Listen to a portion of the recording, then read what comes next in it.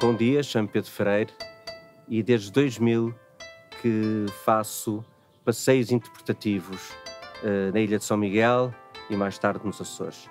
Desde 2007 que sou guia regional e desde então tenho estado com a minha atividade sempre até aos dias de hoje. Faço a minha atividade de guia intérprete em todas as ilhas e estou também envolvido na formação de novos guias intérpretes, tanto na parte universitária como na parte profissional. Nós estamos neste momento no Complexo Vulcânico das Sete Cidades. O Complexo Vulcânico das Sete Cidades está situado a oeste da Ilha de São Miguel, mas com uma característica peculiar porque está inclinada para uma direção noroeste. Isso tem a ver com a continuação do Rifo da Terceira, onde está situado exatamente o Complexo das Sete Cidades. E por causa desse Rifo da Terceira tem um vulcanismo próprio e específico. Estamos a falar de um vulcão com uma base de 12 km, que terá começado a ser formado, digamos, há uns 250 mil anos, sabendo que temos provas de alguma datação de rochas mais antigas por volta dos 210 mil anos. Este vulcão é de uma massa gigantesca, estamos a falar dos maiores vulcões dos Açores. Na verdade, sofreu abatimentos não há muito tempo, passado uns largos milhares de anos de ter sido formado. O principal, ou o primeiro, terá sido há 36 mil anos, quando houve o primeiro abatimento da cratera, formando a primeira cratera. Portanto, estamos a falar de erupções que esvaziaram a câmara magmática e que, por falta de sustentação, de facto, houve este abatimento, esta subsidência desta massa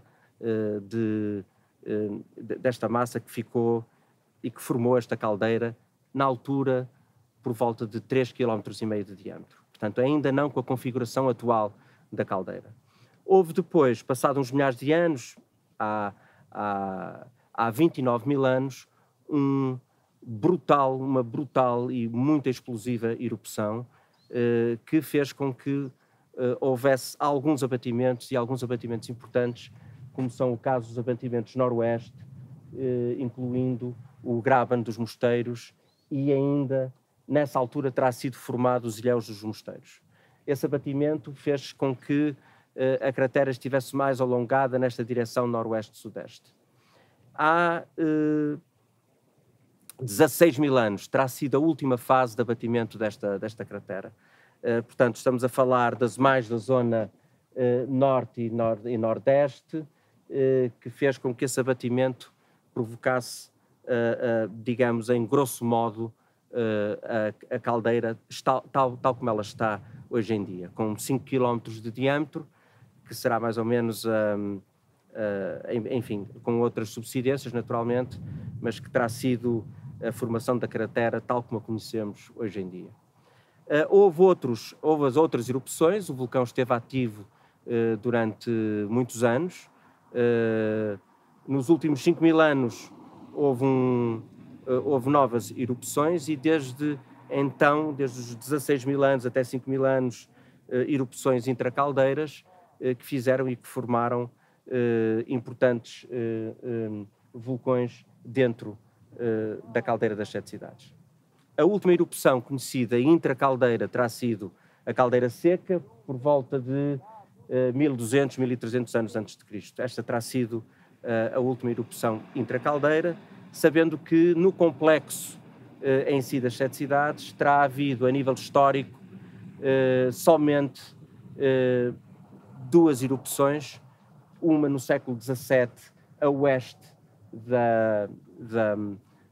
e na costa oeste deste complexo, e em 1811, portanto, no princípio do século XIX, o fenómeno da ilha Sabrina, que também foi uma ilha que surgiu e que desapareceu em 1811, como disse.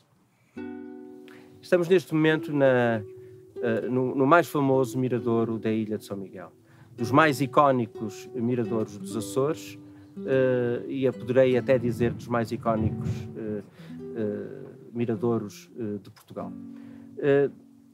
Em 1901, Rei Dom Carlos, em junho de 1901, Rei Dom Carlos I veio com a rainha, com a sua esposa Dona Amélia, visitar este local muito particular. Veio com a sua comitiva, naturalmente, e ficaram muito contentes com aquilo que viram, ficaram maravilhados com esta paisagem.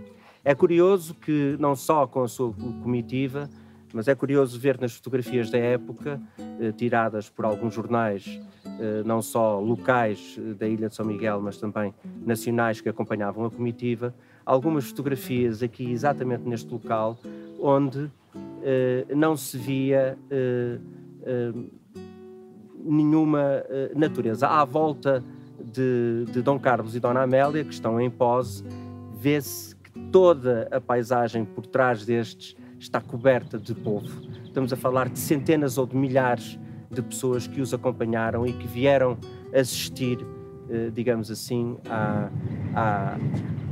à visita do rei aqui, a este sítio. A partir daí, naturalmente, que todos começaram a chamar este mirador, que é o Mirador das Sete Cidades, começaram todos a chamar o Mirador da Vista do Rei.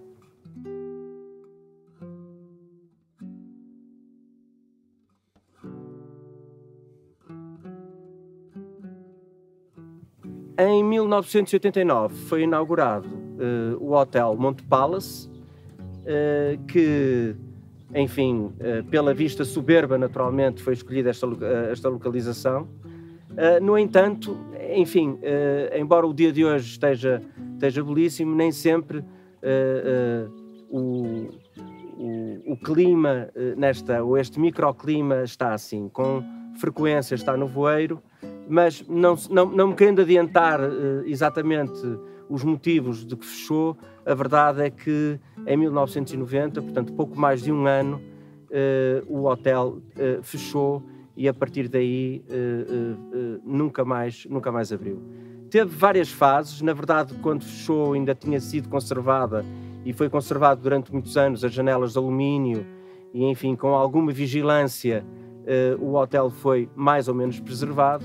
Infelizmente já no século XXI e já enfim nas mãos de outras pessoas e de outros donos, o que aconteceu foi o abandono ainda mais completo do hotel, verificando-se agora um hotel despido de qualquer tipo de proteção, muito vandalizado, embora as últimas notícias é que tenha sido comprado por um grupo estrangeiro e que estão a pensar revitalizá-lo em breve.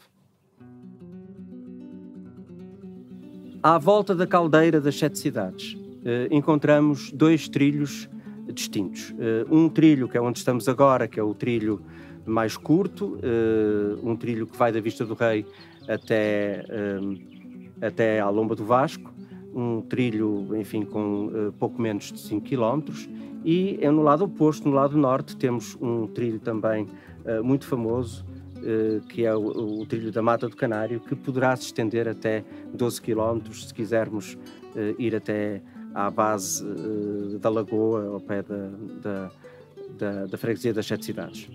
Nestes dois trilhos é possível encontrar vestígios ainda daquilo que era a floresta laurisilva.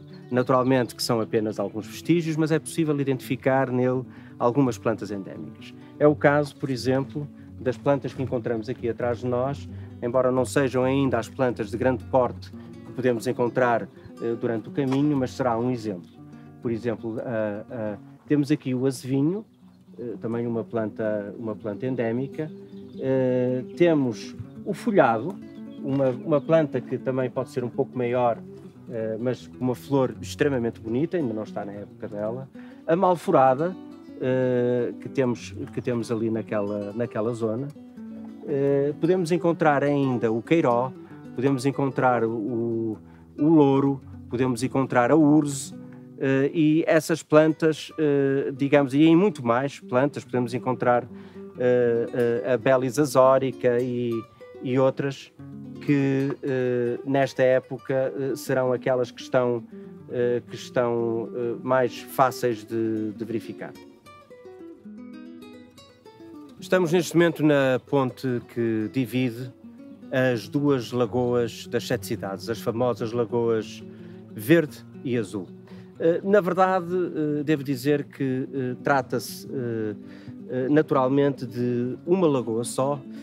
Ela é dividida artificialmente por esta ponte, que já foi mais pequena e até já foi só um caminho, mas na verdade existia uma espécie de um istmo que separava estas duas lagoas, mas que, digamos, com alguma chuva, este istmo desaparecia e consideramos então isto aqui uma grande massa de água, uma lagoa. O pormenor da lagoa ser verde e azul, de facto, é uma curiosidade óptica, uma ilusão óptica. A Lagoa Verde, sendo a mais pequena, é ladeada de vertentes e de flancos muito íngremes, de facto todos verdes, e o reflexo, depende também da perspectiva, será o reflexo verde desses flancos. Já a Lagoa Azul, sendo mais aberta, é de facto mais fácil ter este reflexo azul, que é o azul do céu. Daí a diferença de cores das duas lagoas.